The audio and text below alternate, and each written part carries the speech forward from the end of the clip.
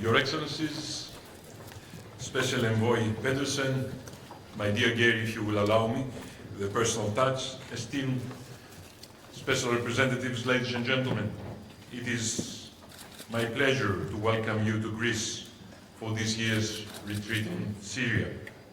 And may I express the hope that this weekend will provide an opportunity for a fruitful exchange on the Syrian crisis. Also, it could be an occasion to reiterate the European Union's strong resolve for peace and stability in the wider Middle East. The Syrian conflict, as we all know, has led to the tragic loss of countless human lives and also a dramatic increase in refugee and migration flows.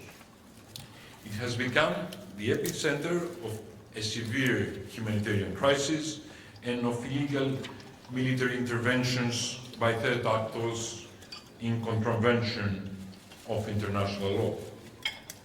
We have also witnessed the emergence of Daesh, ISIS, and other terrorist and criminal networks. As a country of the immediate neighborhood, with very close ties to the Syrian people, historical ties, if I may say so, including the Christian local communities, we have felt the repercussions firsthand. We have tried in this setting to assist in any way possible. In the humanitarian field, or through our support to the United Nations efforts in coordination with our European Union partners. We have been consistent also in supporting the protection of religious minorities and cultural heritage. For Greece, the international community must aim towards the guarantee of the sovereignty, independence, unity, and territorial integrity of Syria, as all these are expressed in the Security Council Resolution 2254. These also are core principles of our foreign policy, and we strongly support in this vein the efforts of Special Envoy Pedersen, including our political and financial support to the Women's Advisory Group. We consider the step-for-step approach as the only viable solution, a way forward from the current political stalemate. Please allow me to add one more piece in the Syrian puzzle. The deterioration with our relations with Russia has highlighted the importance of Arab countries for Europe's energy and food security. Therefore, cooperation with and among regional players is becoming a major priority for Greece, but we believe also for the European Union. At the same time, accountability remains a rather significant aspect of this crisis. Since the beginning of the conflict, we have witnessed grave violations of international human rights law and international law in general. The protection of the civilian population, including women and children, must be upheld by all. Women empowerment is an important pillar of this effort.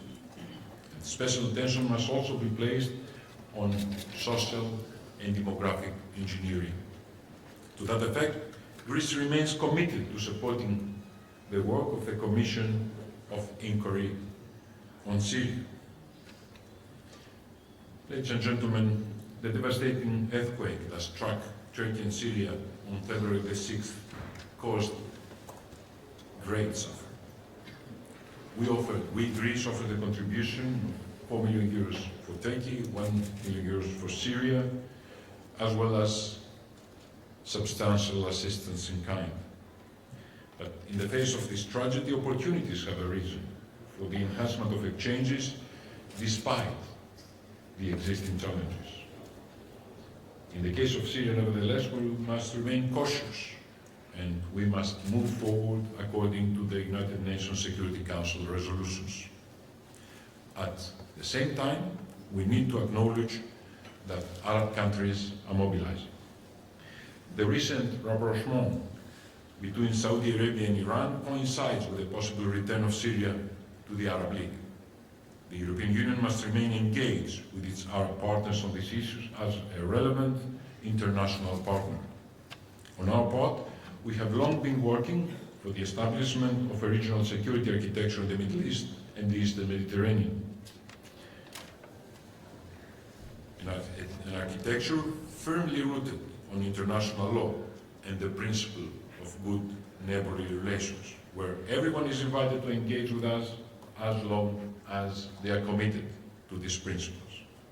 Greece, in cooperation with the Republic of Cyprus, has invested in multilateral cooperation mechanism with key partners as are Egypt, Jordan, the UAE, Saudi Arabia, Lebanon, Palestine, as well as Israel. These cooperation mechanisms offer considerable added value for our societies, for our environment, for our economies. As the European Union, we bear a special responsibility regarding stability in the Middle East, our immediate neighborhood. My country is determined to be at the forefront of further initiatives promoting cooperation between the European Union and the Arab world, and of course, in every effort aiming in achieving our common goal, peace in Syria. Allow me to welcome you to Athens and wish you a fruitful meeting. Thank you so much for your presence here today.